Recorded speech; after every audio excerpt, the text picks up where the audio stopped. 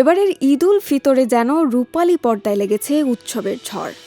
দম, বনলতা এক্সপ্রেস, রাক্ষস, প্রিন্স এবং প্রেসার কুকার, এই 5 সিনেমাকে ঘিরে জমে উঠেছে বক্স অফিসের হাড্ডাহাড্ডি লড়াই। এবারের ঈদের আসল চমক হয়ে উঠেছে আফরান নিশো অভিনীত দম। মুক্তির প্রথম দিন থেকেই মাল্টিপ্লেক্সে দাপুটে সূচনা করে সিনেমাটি। 3 দিনে 1 কোটি টাকার বেশি আয় করে 2026 সালের প্রথম মাল্টিপ্লেক্স কোটিপতি সিনেমা হিসেবে নাম লেখায়।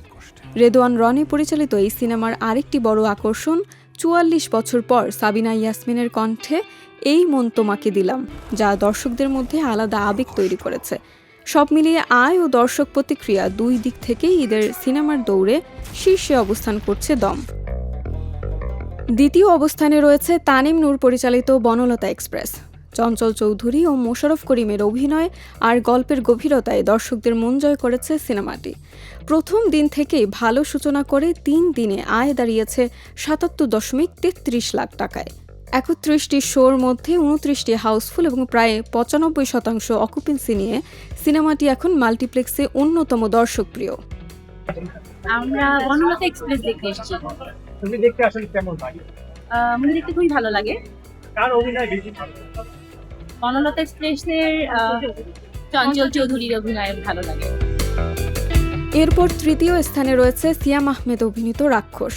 অ্যাকশন ও প্রেমের মিশেলে নির্মিত এই সিনেমার 3 দিনে আয় দাঁড়িয়েছে 56.14 লাখ টাকা। মেহেদী হাসান হৃদয় পরিচালিত এই সিনেমাটি মুক্তির পর থেকেই ইতিবাচক প্রতিক্রিয়া পাচ্ছে। এদিকে চতুর্থ অবস্থানে রয়েছে শাকিব খান অভিনীত prince, once upon a time in Dhaka. প্রিন্সের হুকুমে স্টার সিনেপ্লেক্সে মুক্তি না পেলেও অন্যান্য মাল্টিপ্লেক্সে ভালো প্রভাব ফেলেছে সিনেমাটি। 3 দিনে এর আয় দাঁড়িয়েছে 51.54 লাখ টাকা।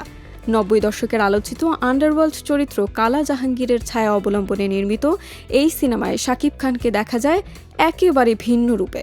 শুধুমাত্র অ্যাকশন নয়, বরং তৎকালীন ঢাকার রাজনীতি ও অপরাধ জগতের একটি গভীর আখ্যান তুলে ধরেছে এই সিনেমা। এদিকে তালিকার 5ম স্থানে রয়েছে রায়হান রাফি পরিচালিত প্রেসার কুকার। 3 দিনে সিনেমাটির আয় দাঁড়িয়েছে 29.32 লাখ টাকা। প্রথম দিকে ধীরগতির হলেও ওয়ার্ড অফ মাউথের কারণে ধীরে ধীরে বাড়ছে দর্শকদের আগ্রহ।